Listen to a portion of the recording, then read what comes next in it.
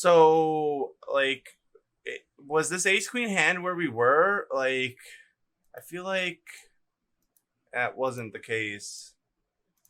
But I do remember this king jack hand where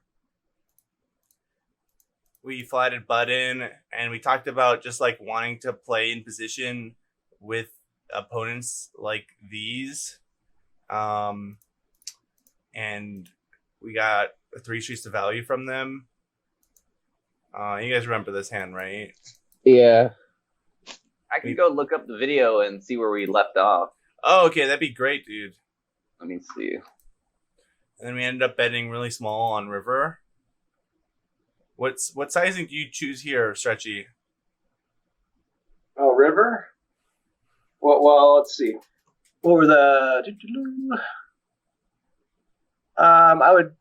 What happened he opened, you called. He c-bet flop. C-bet flop called. I mean, I would bet targeting, like, I don't know, some of those middle pair, like 10s, maybe? Like Yeah. Whatever bet you think 10s will call. Yeah, what sizing would you usually choose then? I'd go a little smaller, like, I don't know, between 26 to 36. 26. Okay, so you'd upsize a little bit than what I went. Is that upsizing? 26? I went to, I upsized from I think where that's I went. totally fine. Yeah, 2 is fine. I would do, yeah. Yeah, this was the last hand of the previous video. Was it? Yeah. Okay, cool. Awesome. So Stretchy, do you think we lost a little bit of value here by not going a little bit bigger? Not necessarily. I mean, I would usually go like 2-6-6-6, but I don't think that's significantly different than what you did. What do you think, Dibs? I would have gone like 29. Yeah, I would have. The pot's 6K, right? So yeah. The pot's 6K. Yeah, I would have went like 29. I think 2K's. I don't know. I guess versus these guys, it's just looking for a call. I don't know. Do you think they're just going to be that big of a station that like they're going to give us a half pot bet like no matter what here? I mean, I might size a little bit bigger than 29. Maybe like, I don't know. Yeah, somewhere like Stretch, you said like 25 to 35. Okay. I think it's fine. Yeah. Okay, cool. Two I think is fine too, though. 2 is for sure getting paid. I think that's what we said last time. Like, yep. 2 is for sure getting paid, and then like if you go to like 34, there's probably like a 10% chance they fold, but it's worth the extra monies. Extra 14, yeah. Yeah. I hear you. So, okay, we'll move on. We do get paid. Surprise, surprise. Get an ace queen hand here in the big. We see a limp. We see a limp off of like 23 bigs. What do you guys do in this spot? I think you're pretty happy Ray's getting it in. So are you like 3-4xing here or? I would make it like 925. And call off? If he shoves, yeah. Yeah. How about you, Stretchy? Yeah, I mean, if I was readless, I would usually raise call off, like somewhere between 9 to 12, anywhere in that range. Okay, you guys ever have merit for just jamming here? Sure. Yeah.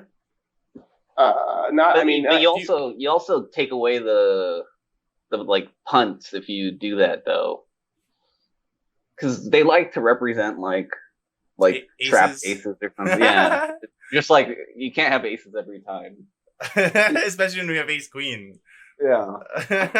So like by jamming, you kind of like neutralize that move. Yeah. So you think? Go ahead. I would use the jam against specific opponents where if I know they're going to be very cally, so if I were to raise to 1200 and they call, then they're going to get away because they have crap. So most of the time I'm going to lose them on the flop. So against like a Boyfix, the guy on ACR, he's been playing a bunch. There's certain players we're going to call your jam when they limp, and so then I would just jam exploitatively. Okay. But in general, no, I wouldn't just jam. You think the most profitable play here is to just go for the raise and sometimes play post flop sometimes raise call off their jam. Mm-hmm. Yeah, I'm fine playing. Like if he's a player that's limping, I'm fine playing out of position versus him because he's probably not that good. You're not like super afraid of this player, is what you're saying? Right. You're not afraid that this guy is Phil Ivey? No, I mean he could be good. I don't know. He could have some sort of strategy that pays off for him. Right? He's like, I'm gonna limp and I'm gonna try to trick them. It's like Phil Ivey. That'd be so funny if it was like Phil Ivey. He's like, I'm just gonna play like I'm gonna make it look like I'm donk. So yeah, that would be like the next level, man. Yeah. So yeah, no, I hear you on that, and I agree with you in general that because we see this under the gun limp, we can make certain assumptions about this opponent that makes us want to play post flop with them and not just shut them out of the hand when they don't have a hand in their eyes that they can just call off with. Yeah. So yeah, I do like going like I think 850 would be like my smallest sizing here. What do you guys think about that? Yeah. Like 850 is at the smallest, and maybe up to a little over a K at like the biggest. Yeah. Sometimes even if you know the guy's going to call 1200 even. 1200. But I don't see a problem. Like, what do you think if you click pot? What would that do? It would be like around 1270 or something. Right. Yeah. I guess I was thinking I would go more towards pot if he had, upwards of, like 7, like 7K. Yeah. It was reasonable. I think you want to kind of keep pots smaller here, to allow more like barrels, I guess. Mm-hmm. Like, you don't want to have like a weird stack size for flop and then like have to go like weird sizings to get it in by turn, or maybe even get it in on the flop. I don't know. Yeah, I hear you on that. There does turn out to be like a lot of scenarios where we make it like 1200 or something, and they call, and it comes some whatever brick flop, and we bet really small, and they jam on us, and we have to fold. Yeah. So you're saving some. So I guess, yeah, going a little bit smaller does prevent that exact scenario from happening more often. Not that it doesn't still happen, but I think it happens less when the pot is smaller. I'm gonna go use the restroom real quick. Okay. I'll be right back. Okay, All cool. All right, so let's see what we did. We did just jam. And I think as we've discussed it already, I think I like this option not as much as, raising 850 or raising 1050 or up to even 1250 in sizing. We do just shut him out here. I think he just, whoa. Okay, he calls. That's benefit. That's what I was saying about certain opponents, man. Like, now you're just in for all the money with a great spot. Great spot, huh? Yeah, great spot. Oh, great spot, Stretchy. What?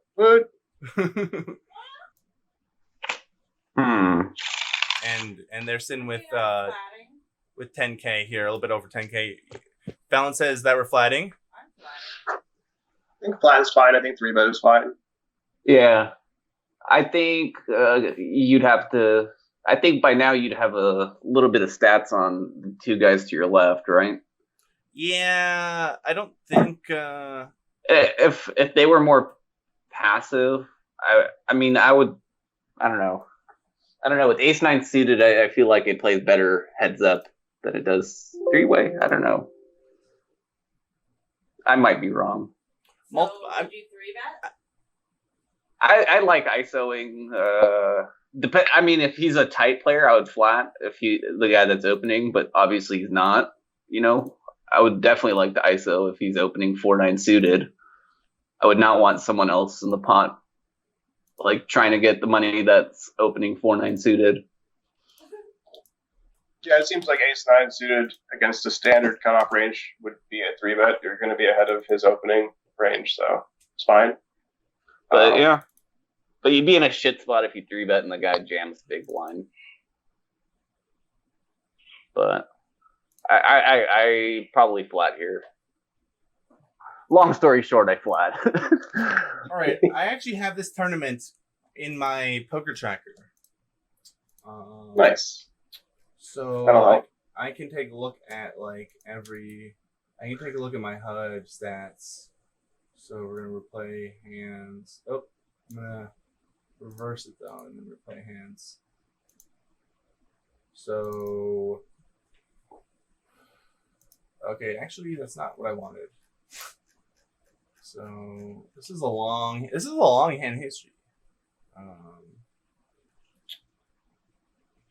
Let's see what went down here. So we had the ace queen hand. Oh, this was later on. Oh my goodness. I'm not gonna do any spoilers. That was a big hand. Okay, so this was the ace 9 suited. Okay, so yeah, so it is the 125, 250 big blind. I have HUD stats. I actually have HUD stats on this guy from the cutoff with the 4-9 suited. I have him as 11-8-0 over 40 hands. Yeah, then I would flat. I think. Yeah. And then from the small blind and big blind, they're 33, 22, 11 and 28, 17, 0. Yeah, I would take a flat then. Yeah. It's surprising to see an open with 4-9 suited here from an 11-8-0. Gotta mix it up. So yeah, I definitely do prefer a flat. And I think we go. Actually, no, we see a rejam here from the big blind. Yeah. And what do you do here? Fold. Mm-hmm. Yeah, I think this. I think this is the correct play. If we're giving these guys like pretty straightforward tight ranges, which I think we have to give them credit for, given that we haven't really seen, anything super out of the ordinary. Say we have a couple hundred hands on these guys, and we just see this guy being like uber aggressive, just getting super out of line, then I probably call this. Well, do you think 3-betting would have kept that guy from doing that? Would 3-betting? Yeah, well, for sure. Like from the button? Yes. Is that why you guys were saying 3-betting was a good idea? Right. That's part of it. The other part is that you assume that when he doesn't squeeze, he's going to come in the big blind a lot. Therefore, there's 3 players, and so your equity is less. However, there are merits to getting a guy to complete with the ace 4. Surprised he's jamming it. Mm-hmm. However, Lappy, what would you do with king queen suited if you had played it? If you had chosen to just flat button, would you still fold? That's a good question. I mean, close, right? we have a lot more equity against more of villain's rejamming range here with king queen suited at vice, versus having ace 9 suited here. We even against villains like super nutted range, their jacks 10s, their ace jacks, their ace 10 suited, all of that we have much more equity against than with ace 9 suited, for example. Right. I probably still just find a fold, because I think that in this tournament we're just gonna have such a huge edge that we don't need to take thin spots like this, or like the king queen suited if we had that hand instead. Yeah, given the parameters you said about what we know about the big blind, I would also fold. But if I had seen if I remembered a single weird thing he did, I would call. Yeah. Yep. Yeah, I can see that. And we haven't really seen these guys get out of line at all as of this point. And it's a really surprise to see this rejam here too, especially considering the guy on our right here has been super tight. He has not played any hands, given it is a very small sample, 40 hands. Had him crushed. Had him crushed. Just keep knitting those sweaters, man. Well, I know both of them. You can't win it. You can't win if you fold. You know, double dominated. My mentor always taught me that. You know, you can't win if you fold. So we did fold. Sigh. Hey, where was the ace-9 that just went by? Was that the old hand I meant? That was that same hand. Okay. It's like they're needling you, man. They gave you the exact same hand. I know, right? Wow. I just kind of like to. Whoa! You see this? It was the 5 of diamonds. This is what you're missing out on, Stretchy. Man. This is a $270, is that what you said? Yes. Okay. Single entry event. Okay. What do you think this Ace Jack guy is going to do? Big surprise. Oh, he doesn't win. Bye, Ace 5. Is it just me, or is it like wonking out? Is what? Screen. Your screen is like wonking out. You're like, I can barely see you. Like your stack. Like, is it just me? Mine's okay. Yeah. I did get a poor network connection warning, but nothing has happened yet. Okay. All right. I can still see most of the stuff. Okay. With a guy all in here, does this ever change your decision? Because normally, if I'm just heads up here versus cutoff, I'm just never even thinking about defending here. But with the guy all in with 900 chips, do you ever complete knowing that there's not going to be any side pot and you're likely just going to be able to see all 5 cards? I'll just fold with this hand. Yeah. Yeah. There we go. Now it's better. Yeah, I would fold. What's the worst hand you complete with here in this exact situation? Do we just assuming villain is like under UTG +3? We know nothing about them. They're cut. They're. I think they're. Are they? They're cut off. I think. Oh, sorry. I'm just reading. Wait. The label. Oh, wait. No. I'm wrong. They're hijack. Sorry. They're hijack. Yep. I was just using the label to identify them. That's what it's showing on my screen is UTG +3. Yeah. I don't know if that's correct though at this table, right? Well, technically it is. It's just okay. It's just I don't put much better in it. No, it's the same. Potato, man. I'm just trying to identify the player. Right. So what do we know about them? You're asking like what's the weakest we'll do, knowing nothing about them? Yeah, here I'll let's see here. Which way is forward is the question. Okay. So this opponent is we have 7 hands on this opponent here. Oh, poopy. Yeah, so never mind. We don't really have information on them.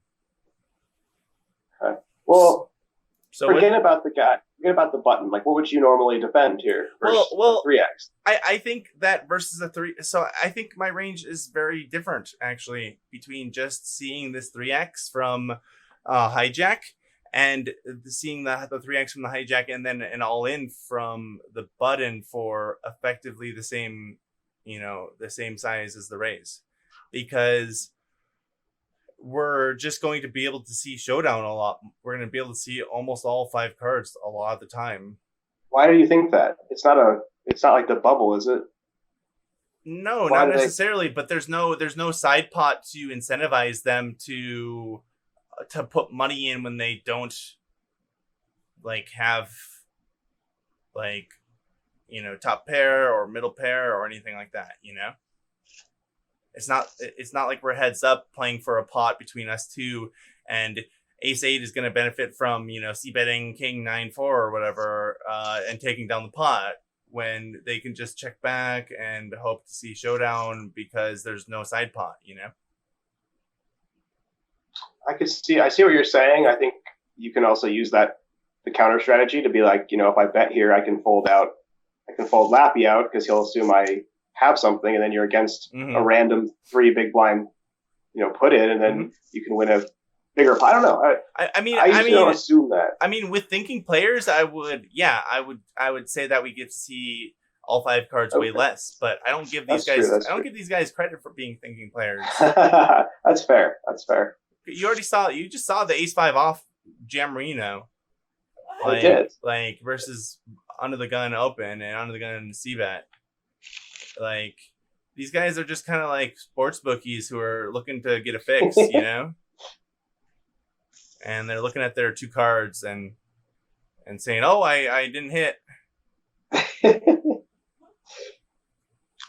or they're the other end of it. They're just uber maniac.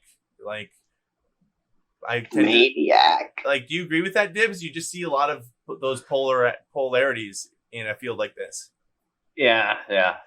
I'm starting to get used to because I was never good at like playing against the fish too much.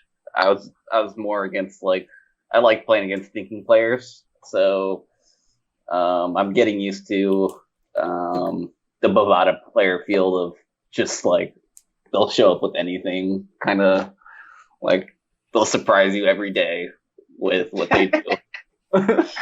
Right? With the weirdest shit you'll ever see in the world on the site. So I'm okay with always playing a little looser, but I feel like 9-4 is probably below the bottom of your range by 2 pips if you're doing 9s. I would say 9-6. I would probably do maybe 9-5, but 9-4. 9-4 suited? Yeah. I would do 9-4 suited. Okay, I can dig that. All right. Yeah, so we folded. Oh, we would have lost. Good decision because we would have lost. He would have just potted it on the flop. That's how you play like a pro, guys. If you would have lost, it's good fold. If you would have won, bad fold. If you don't take anything else, take that from this lesson. Yep. Blind versus blind. What are we doing, guys? What are we doing, Fallon? We're raising. What do you guys think? Raise, fold? I would never fold. Versus random Bovada player is usually pretty bad, so I would like to raise. Yep. Yeah, I think we're raising here 100%. Maybe you limp a very small portion of your range. Maybe you limp aces or something or whatever.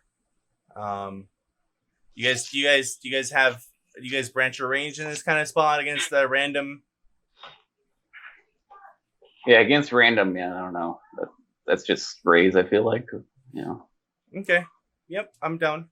Down with the hizzy. But if you have stats that show decent enough, I will play more of the limp. You know what I mean? Yep. Okay, so let's see here. I wouldn't be mad at you it just depends on what your small blind strategy is and what you're doing with other parts of your range. I think a limp is okay depending on what else you're doing. Okay. Yeah, guys, we have 6 hands. We have 6 hands on him, but I do have a specific tag that he's definitely a recreational. Yeah. And I would just assume that they're a recreational, even if I didn't have, information on them. I assume that until they prove otherwise. Good man. So raise and take it. Take it down. 5-3. Folding the 5-3 off in the big blind. What a nit. Well, it's no ace 9 of spades, but. Yeah, right? All right, so the next hand. This guy is the same dude, I believe. Yep, this is the same dude that. So they can see. Oh, that's right. Thank you, baby. This guy is the same dude who had the tight numbers and raised the 9-4 suited. We didn't see that he had 9-4 suited though, in while we were playing this tournament live. Yeah, so you're assuming he's still tight. Mm-hmm. But he'll raise fold to a less than 20 BB squeeze. Yep, we do know that. He's not that tight. He's not that tight, exactly. So what are we doing here, guys? What's the decision? What's the big blind stack? Okay. 9K. I just fold. I don't think he's deep enough. He's on sub 30, right? Yeah, I mean, seems unnecessary. I mean, I like to play that hand a lot, but yeah, 3-betting kind of sucks now too. You can't really. I mean, if you were gonna 3-bet, you could 3-bet really small. Like you can just go to like. It doesn't take much to put his pret stack like at risk. You don't have to go like the full 3x, but I just don't think it's necessary. I think if you do 3-bet, make sure it's not to a sizing that your opponent, like you're forcing them to call either. So I do like a smaller one for the reasons you said, but I also would make sure that there's some part of his range that will fold to your 3-bet, if that makes sense. Yeah. So what are we thinking? Like 15.99 or something? Yeah, I was thinking 16.50 or so. I like it. Yeah. If you do it, I mean, I think I would just fold, but I don't think it's bad to have a 3-bet fold here sometimes. The guy who rejammed earlier doesn't really have a rejam stack per se. So, and neither of these guys really are rejam stacks anymore. Why are we so opposed? Why are we so opposed to flatting here? Not really very deep. You think the guy, like as far as we know, this guy's still kind of tight. So why are we playing a hand that has like, more like odds that you can realize later streets? Like you're not deep enough to play like a kind of a full hand, if that makes sense. I think if it was closer to like 10, 11K, I'd like to flat.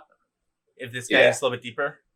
Yeah. I just feel like this is like right at the spot where it's like, Yeah, we have a hand that has a lot of implied, like, it has high implied odds.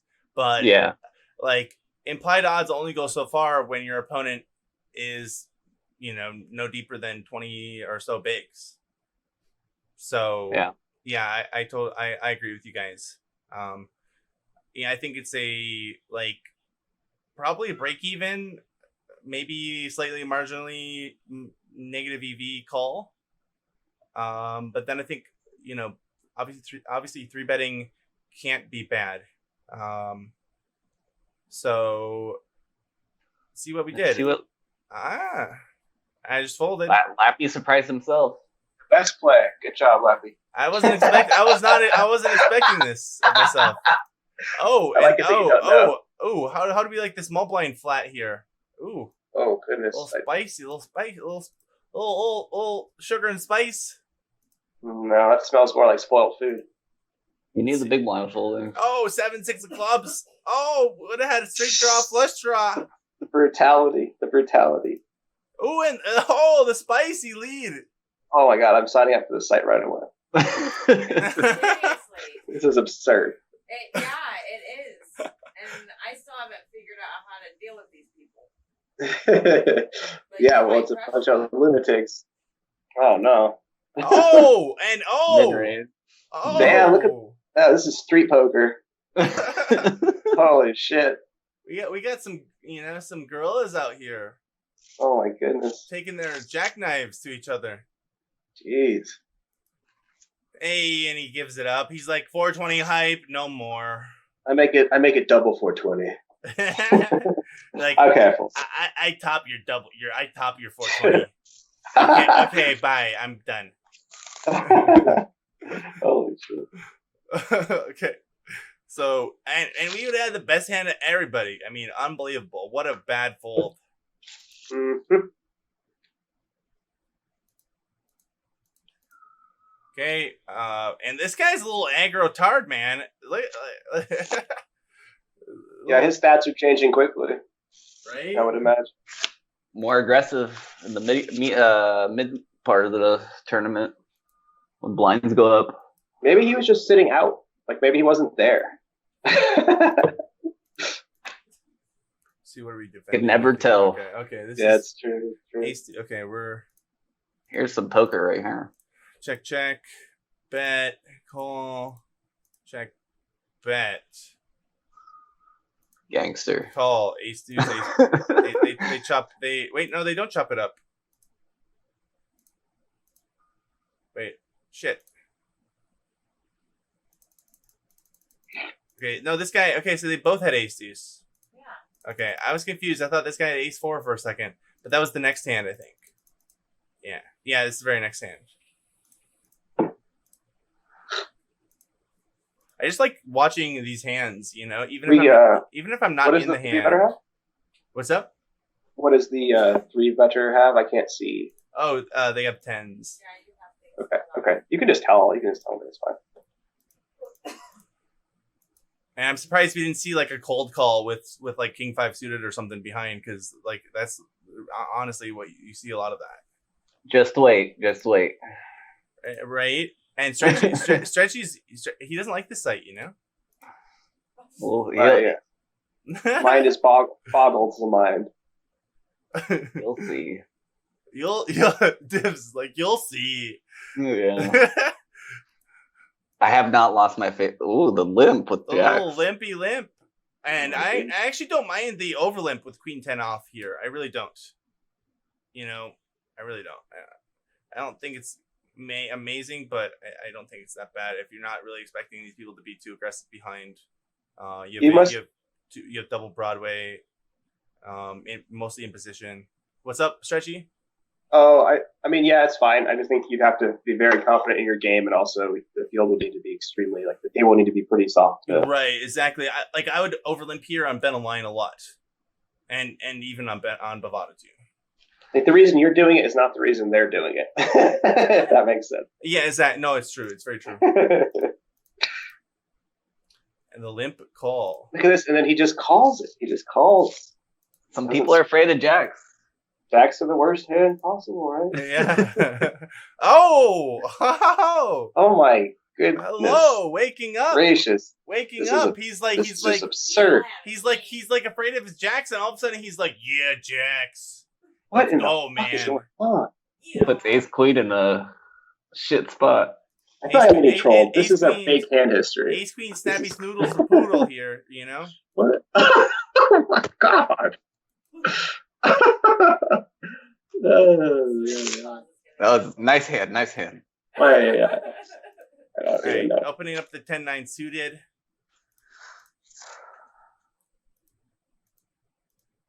Going multi-way. And what do you guys do here? What do we like? I would usually continue because you have some back doors. Yep.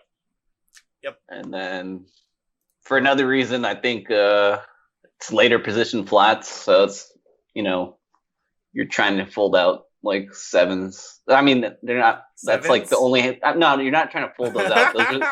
Those are you are. Those are the only hands you're worried about. Are like sevens, eights, nines, and you block nines. Okay. See, so the first way you put it was yeah. I was getting two thoughts in one, and combined sentences. I think Stretchy, you like trying to fold out sevens here on this flop, don't you? I think eventually I like folding out sevens. Yeah.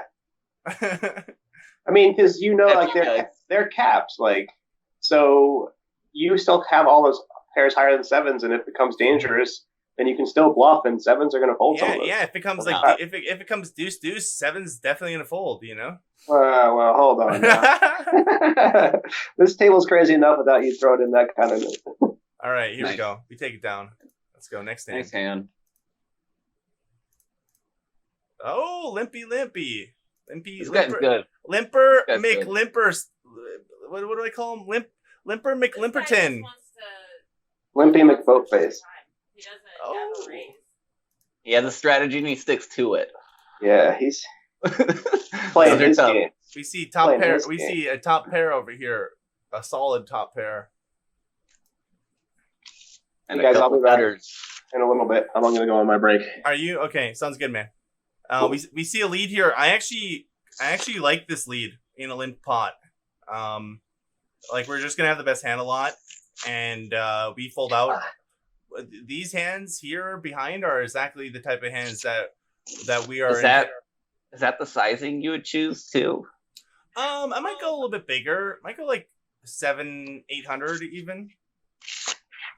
Yeah, because you're still. If you go 600, I think you're. Yeah. Okay. Yeah, I mean 600 can't be bad. You're gonna get called by some of these hands though. Yeah. And there's just a lot of bad cards for you, so I don't mind upsizing it a little bit, going 700. You still probably get called in at least one by one of these guys. Okay. So nice. Damn.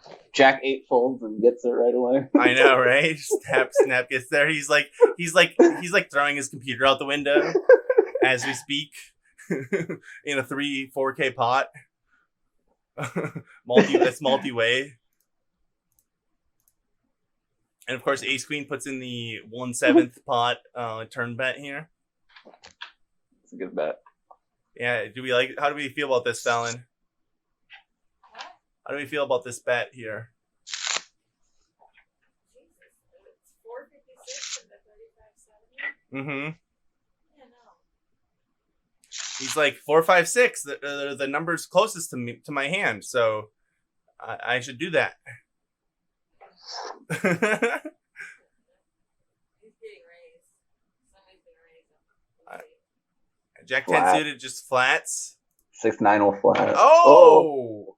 6-9 waking up with it. Whoa. They're like, min raise. I'll show those guys.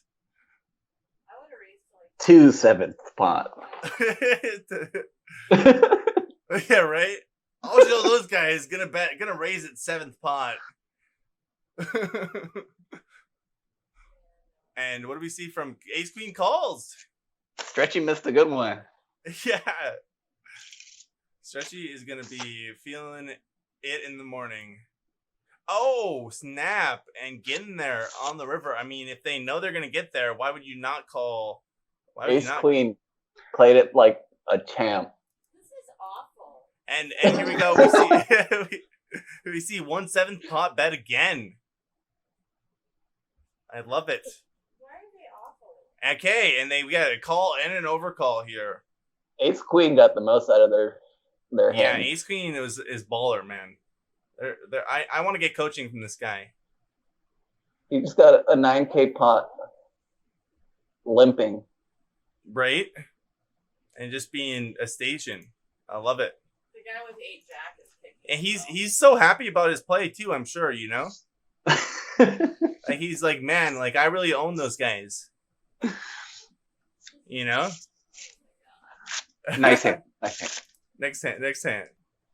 Nice hand. Next hand. I do just love seeing how people play though. Like this is a $270 tournament, man. Yeah. Like that is out of its mind. That is crazy. I'm just like I will run as many big buying tournaments on the site as possible right now. You know, that's my immediate reaction. You know, like play it. Do $1,000. Do a $2,000 tournament, man. I will play with these guys. I will put my money up with these guys any day, anytime, anywhere. You know. Yeah. That and I think I don't think Stretchy's here again. But I'm back now. Stretchy, you just missed. Oh my! How do I even explain it, man? Don't bother, dude. Everything I've seen so far, can't. But no, dude. But no. That was a good one. That was the best hand of the night. You don't even understand, Stretchy. No, but I want to talk about good poker, not just laugh about shit. I know. But I believe you guys. I'm sure it was just. I don't even know what to say. Yeah, yeah, I know, right?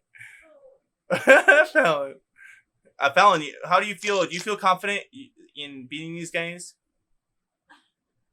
I don't understand what happens to me when I go to these tournaments, but they do awful things like that, and then they win, and I lose, and so I don't Yeah, that's the kind of the beauty of poker, right? These guys can win sometimes, and that brings them back for more and more and more, right? I don't think they know what they're doing. Yeah, no, like that ace queen hand, like the ace queen guy betting 1/7 pot and calling a min raise with on a 10 high board multi way, you know. Yeah, you just get a big enough roll on here, and you get the volume and the sample size in, and you'll just roll over these people. Yeah, for sure. So what do we do here, guys? What do we do here, Fallon? We see a cutoff open 3x, and we have the queen 10 off in the big blind. Okay, we are very deep here, so definitely not thinking about anything but defending here, unless these guys say otherwise. I would defend almost always. Yeah. We see a pretty good flop here: backdoor flush, backdoor straight, and second pair. We see a, what is this, half pot or not quite? Yep, just about. And I don't think there's really any argument that can be made besides check calling here. And reevaluating turns and rivers. That's not stopping me from a second call. Check, check. Yeah. Oh. And I think that's a great river Now for I us. have the best hand And what do we do now? What do we do now, Fallon? I'm betting. And what sizing are we thinking about? I'm betting small, like I don't know, like 1,500. Yeah, I kind of like going small. I mean, I think they're just, their range is very weak here. And I don't really think, like, I guess we could bet like half pot or over half pot and still maybe get a call from like pocket eights, but I think we kind of want to size down a bit and try to get calls from not just those hands, but you know, even like ace highs and stuff.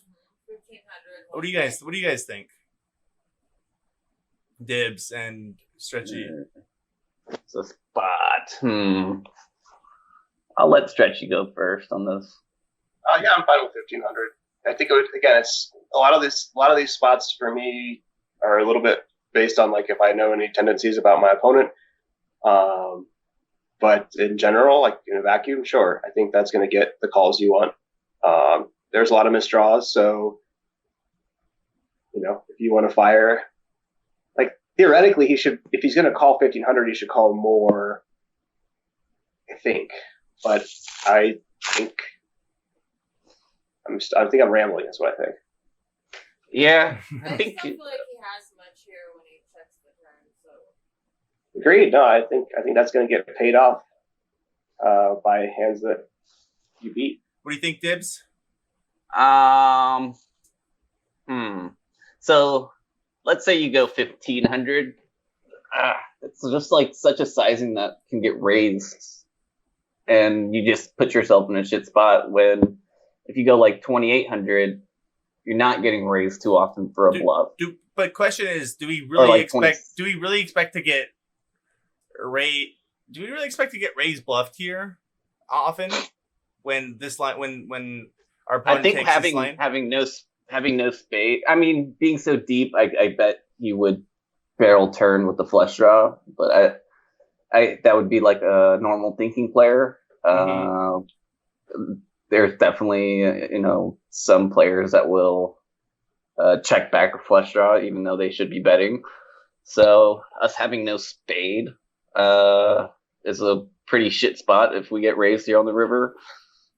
And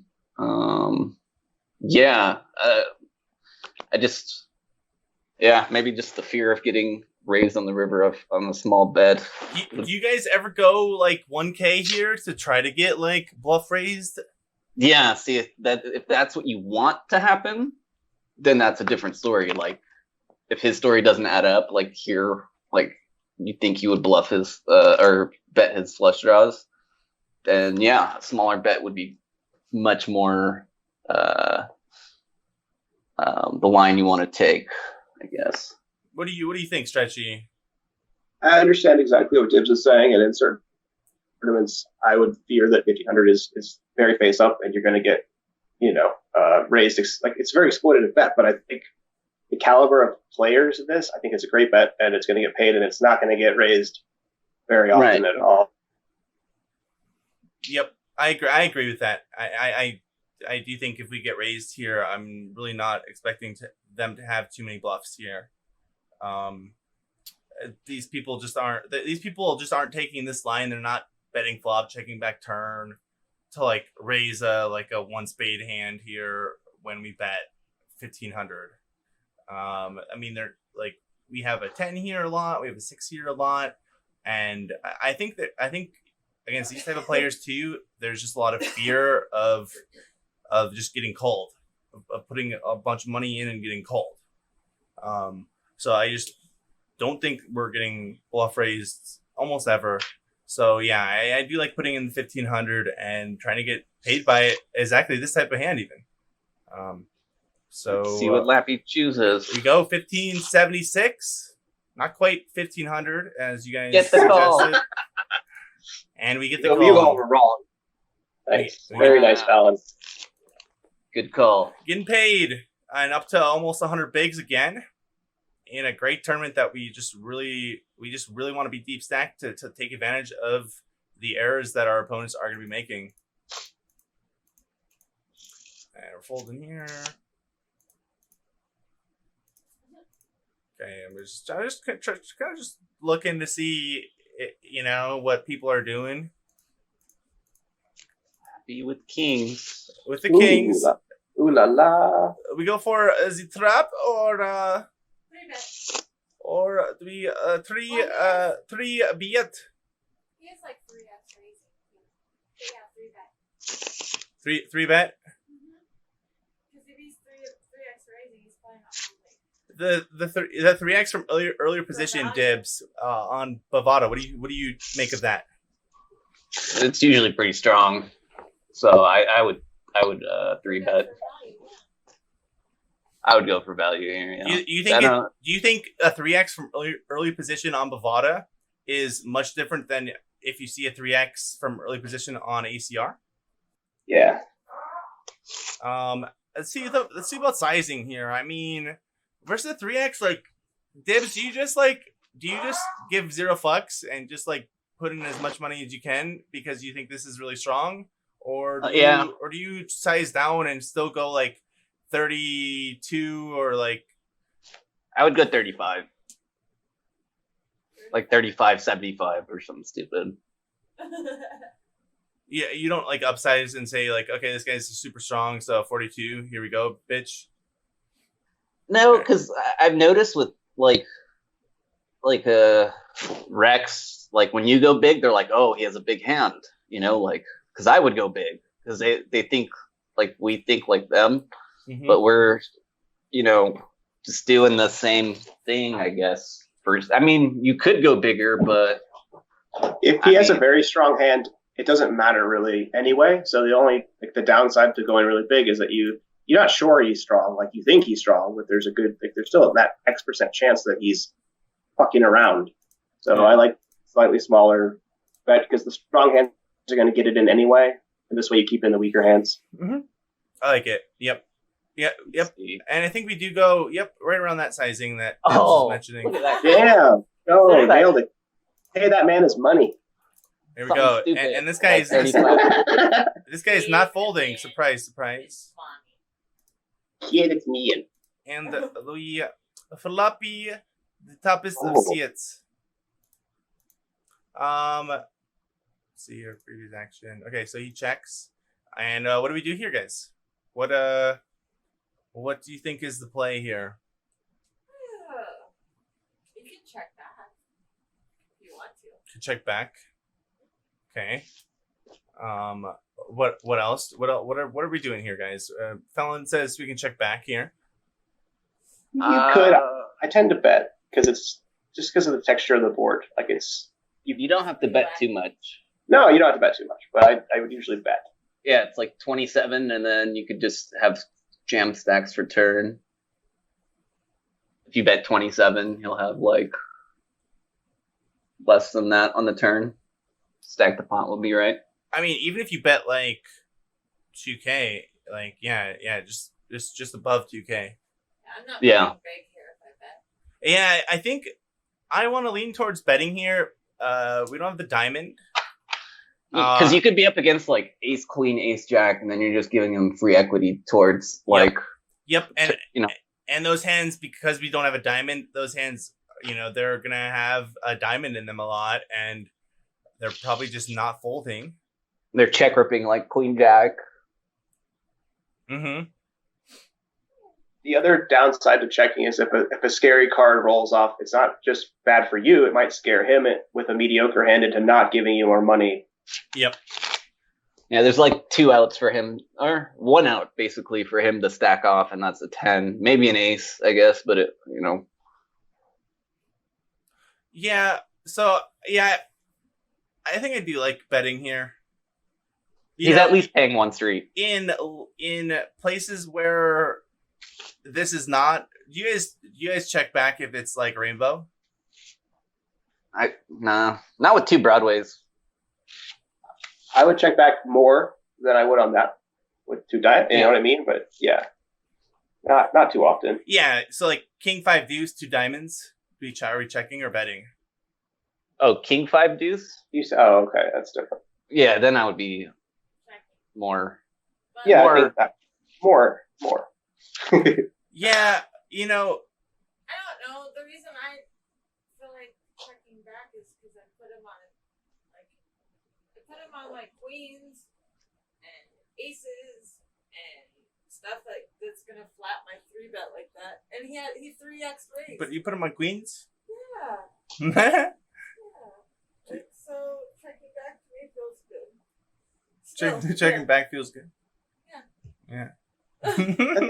I think queens will still call a small bet anyway. Yeah. Yeah. Mm-hmm. Yeah, I do think so.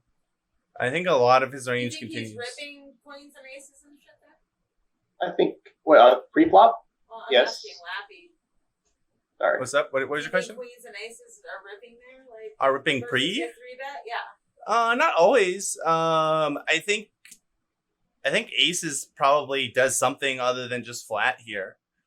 Okay. I just don't assume these guys are good and they're flatting aces or anything. Okay. I mean, can we? Do we agree upon that? They're just getting it on pre. So the only problem, the problem here is like if we bet this flop, like pocket 8s, pocket 9s, pocket 7, like all those kinds of hands fold. Right, Dibs? Like even on Bovada where they're just like super sketch and like. So what? So they fold. Like that's a very narrow range. So that's what I'm saying is like, so we're targeting specifically like 10x. We're targeting like ace jack, ace queen with a diamond, queen jack. All Broadway combos. Mm-hmm. Yeah, I mean all diamond combos, and we're kind of expected to see bet. And we're gonna get. I think we're just It looks like a trap too if you just check a king high flop after 3-betting. I don't know. You think so though? I mean, at least for me. I mean, when ace or a king, if ace or a king comes out and the guy 3-bet me, and it's either he has queens, or if he checks back, he has like queens or queens or jacks. Yeah, or top set. Because they're firing aces. I mean, but do you think these guys are really thinking about that? No, I'm just saying for me, that's what I would think. So, but you're not. I'm not playing against Dibs here, though. Yeah, he might be. You don't know that. I just think the line to take here would be to third pot it on this texture. I don't think there's much. I mean, you could check back, but I don't think it's really. Are you hoping some dude hits a 2-outer for because the big con here is that they just never have top pair ever. Right. And like we just take all those out of the deck, and like it's hard to get value. But I hear you. If this was if this was King 10 deuce, 2 diamonds, and we had the King of diamonds, I'm checking that back. Right. So I mean, do we agree with that? Is that like, and then we would bet the combos that don't have the diamond here? to just to follow with that thread you're saying, well, like, we're not getting a lot of value from stuff, but like, give them a hand that then like a turn card comes that you are suddenly getting value. There's just not that many. Well, okay, so yeah, so there are 10x. There's cards that 10x is scared of, but then what else is like? I'm just trying to visualize this. Like what are bad cards in their mind for any other parts of the range that are continuing versus a bet. You know what I'm saying? Wait, are you answering my question, or are you asking a new question? I'm following up on your question. Okay. I'm saying so are we being too narrow on this part of why we want to bet because a bad card might come off for their range? Okay, so I'm just trying to visualize it. Like sure, for this guy's specific hand, like if a queen or a jack comes off, it's not amazing for him. But what other parts of their range that are continuing versus a bet on flop, like, are afraid of turn cards? Is what I'm saying. Like, are afraid of turn cards like that. Am I posturing this question right? Or do you guys? Are you guys? I'm a little confused. Are you guys following me? Yeah. So I would think of it this way: like, let's say you had like ace queen, right? And we check back, and you get to see a free turn, and then we bet turn, or you check again when you miss, and then we bet the turn. You're not going to call as often because you're like, I'm only going to get one more street of value if I hit the river, and like. But you're suggesting that they're not going to like lead turn. Yes, that's what we're suggesting. And try to like fold us off of whatever, So you're saying like ace queen, ace jack will lead the turn? Yes. Check. Yes. I think part of why we're checking, sometimes part of why we check back flop is that we allow them to hit their equity if they didn't have equity, and B, to induce them to start bluffing us with hands. Yes, that is the benefit. With hands like whatever, hands like pocket sevens, like can start just bombing it here because they're like, man, I don't think I have the best hand, or I think I have the best hand, and I'm gonna get ace queen off their hand or whatever. So what we have to consider is the times that sevens are gonna like double barrel jam bomb versus the times you're gonna get more value from ace queen by betting the flop, and it's kind of just partly it's opponent specific, and I think what Dibs and I are saying is perhaps you're gonna realize a little more equity by betting than the times that like sevens decide to just go ham. I'm still trying to learn when to bet top set and when not to. I'm listening intently here, guys. Yeah, I think, because we're up against our recreational here, I would tend more towards wanting to check than really betting. Well, see, and I know a lot of times you say if you have like the suit in your hand that is the flush draw, like if you had a diamond in your hand, you always want to check then, right? Yeah. With the king, if it was, don't have it, and then there's draw. Are you okay? I'll ask you this: are you betting? Bet a lot of times, but since this is a recreational, you're not. What's up? Sorry, Dibs and you were both talking. Go ahead, Fallon. Go ahead, Fallon. Oh, yeah, I just said a mouthful. Okay, so like for those other reasons, like you would actually normally be betting here versus a good opponent, but since it's a recreational, you're not going to. What did you do here? What do I do here? Yeah, what did you do here? I mean, Yes. You would more likely, yes. Go ahead. You're less likely to bet against. I think you're less likely to bet against a rec, and it would be more suspicious to a good player if you didn't bet. I think that answers what you were asking. Yep, for sure. And what was Diggs? So you're saying, I was going to say, what are you going to do then with King 10-9 2 diamonds? Are you still checking, or are you still? Are you? I'm betting. That one. I'm betting. That one you're betting. I'm betting for sure. So yeah, it's a very different board texture. And this, since it's a wreck, you want to check back because he's not really. You think he's going to be pumped? Like, you'd also have to know if it's a passive wreck or especially because it's Bovada too. Yeah. Okay. Where you just have 3-2-1 blast off. But if this was like with their 5-6 of clubs, you know, I think me and Stretchy are saying like if this is ACR, I think we would go for a bet when there's more thinking players. I guess more often, yeah. And again, I don't dislike a check. I just think there are merits to both. You have to admit to both sides there are pros and cons. Yeah. So in this exact situation, knowing these opponents in this site, I far prefer a check, and on ACR versus more regs, more thinking fish. Even I think I would mix in a few more bets. Cool. How do we feel about that, Fallon? Okay. Well, I get it. Yeah. Sorry, Stretchy. What? No, I was saying that's exactly that. I think that was the question that. Okay. Yeah, that Fallon had asked. Okay. Cool. So let's see what we did. All in. I get it all. You guys. I mean, you guys were wanting a bet, so why not shove? You know. I mean, calm down. Let's see what happens on the turn.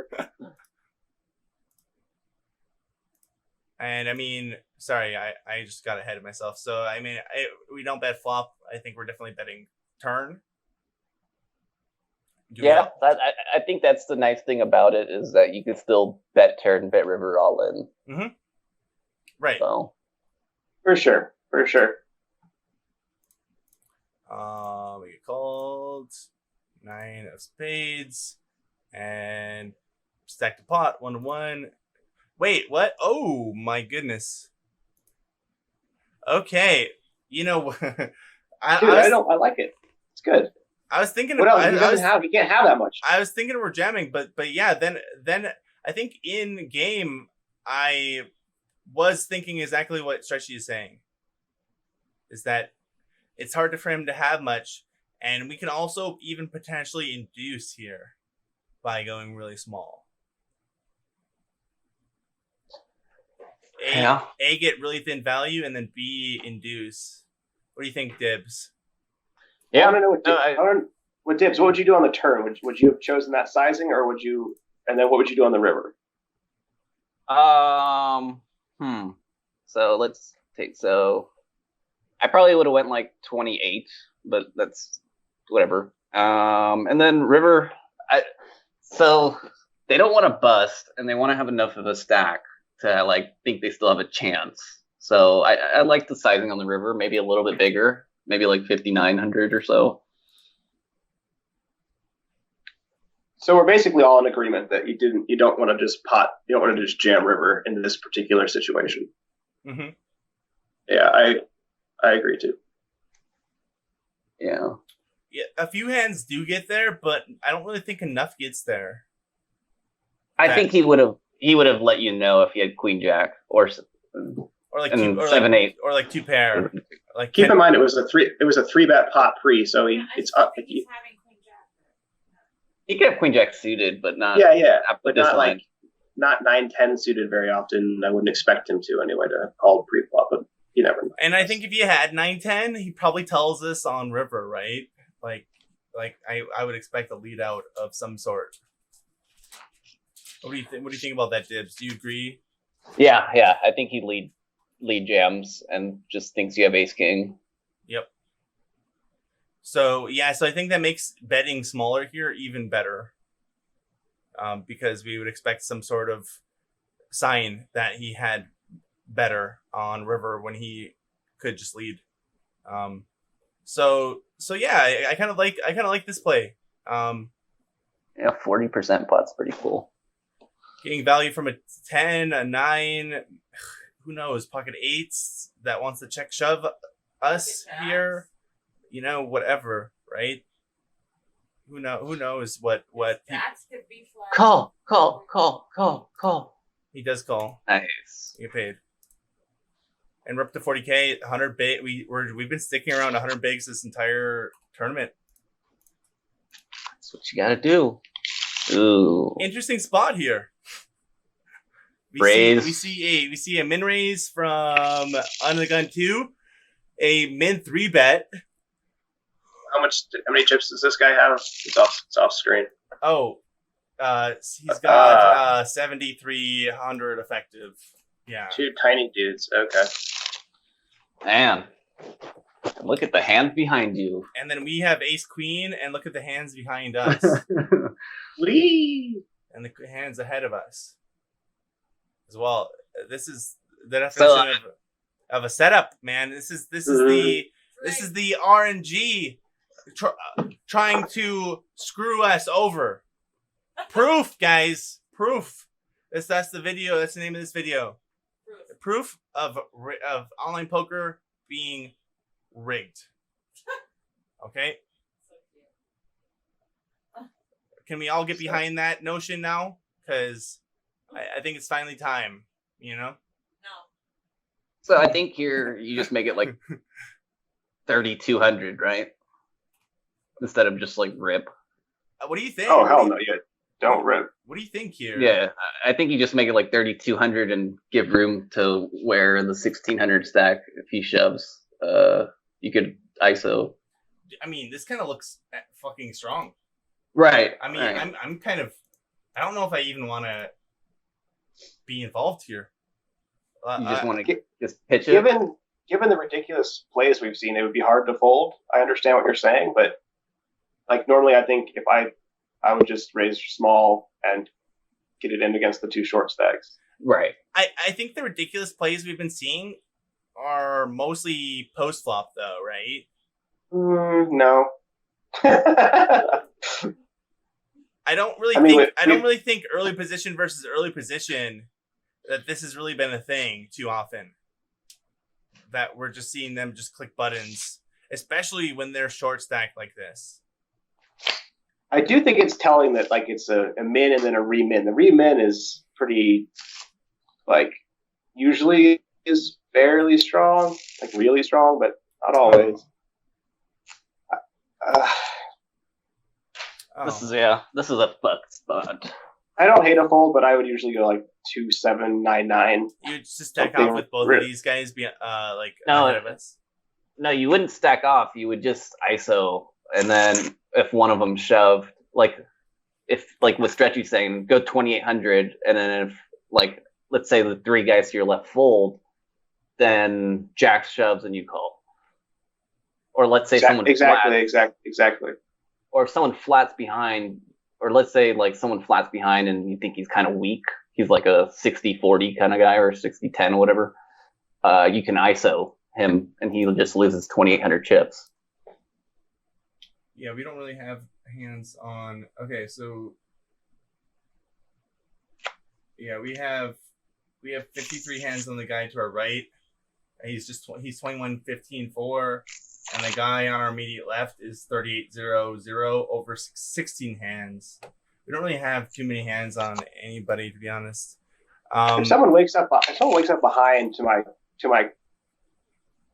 bet, then I'm not going to go crazy. Yeah, then you're just like done. What is the worst hand? So is this the worst hand that we want to ISO here with versus these shorter stacks?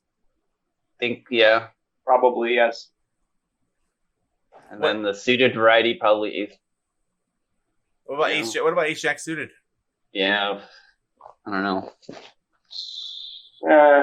Close. What about pocket tens? Tens, I'd do the same probably. Yeah, me too. And nines?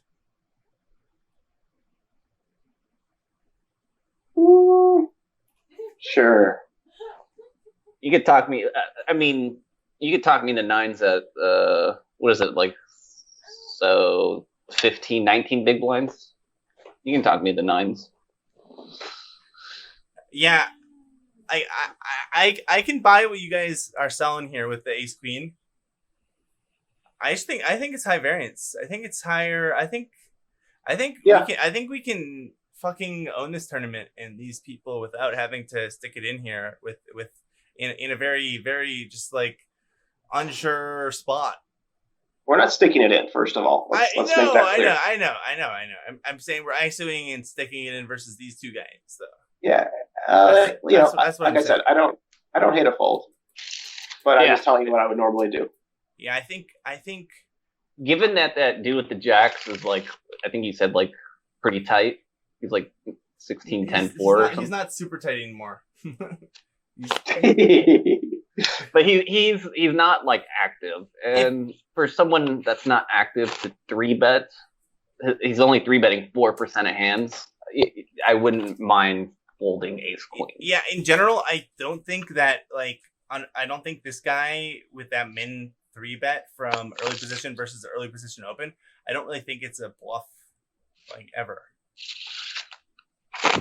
So let's say it's really not early position anymore, right? Like this guy's the high jack, this guy's the low jack, first of all.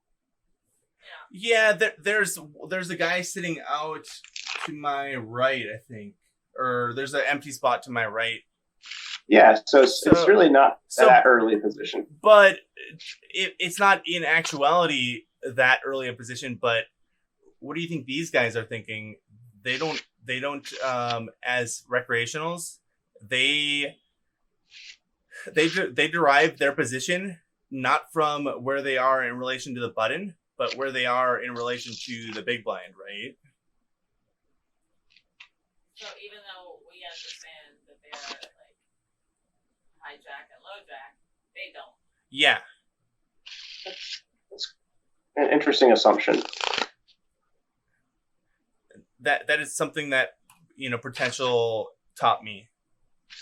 Well, you're acting like it's like 9-handed table and it's like two guys in early position, but it's not. And I don't think we can just assign them those kind of ranges because we're going to assume that they think there's two guys that already folded, right? Yes. Okay, so I don't know. I get it. I mean, it's essentially playing 6 max now and under the gun in 6 max opening. And then getting 3-bet, and then it's your turn to hack. Which ace queen isn't doing too well in that spot, if you look at it that way. Yeah, I'm not suggesting you go ham with ace queen. Yeah. I'm also saying, let's call it what it is. Yeah, Stretchy wants to shove here. No. I think first Lappy, it's a high five the dealer jam. when I do the min 3-bet off of 18 bigs, and then he snaps my face up with ace jack off. All right, let's see what you do. So I think I'm just very careful here. I'd probably fold. Yeah. Nice fold. I think that's totally fine. And a good question is what these guys are doing too. Flat, baby. Amazing. Yeah, it's 3-way. Ace. Oh, you guys see it? Queen's one. Yeah, I gotta see it. Look at that setup. It's a setup. It's proof. Queens can hold. What? Yeah, that's a big pot for queens. We even had one of their outs. Anyways, we got away from a pretty big spot. Nice hand. Nice hand for sure. I think you would have lost 2,800 chips there. That's what I would do. If in that specific spot. Where you guys wanted to make it 2,800 or 3K. Yeah. Yeah, we would have lost 3K. Yeah. It wouldn't have been a big. Because Ace King would have done something behind. Do you think other than either way, Queens is shoving? I think Ace King probably still just calls, then Queen shoves, then Jack shoves, then you get away. Yeah.